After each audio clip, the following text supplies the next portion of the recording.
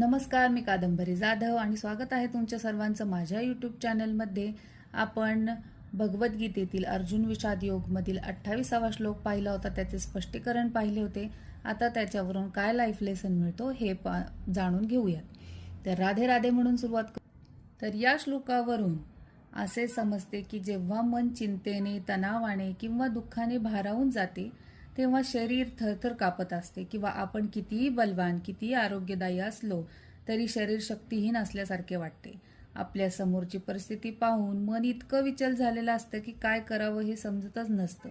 पण कितीही मोठा प्रॉब्लेम असला तरीही जीवन जगणे व आपली कर्तव्य पार पडणे हे करणं आपल्याला भागच असतं.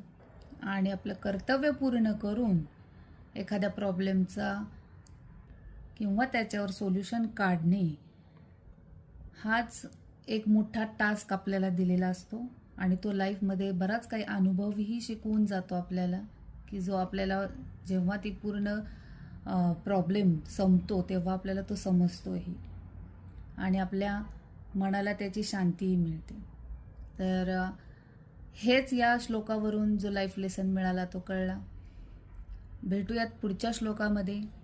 तोपर्यंत धन्यवाद. राधे राधे.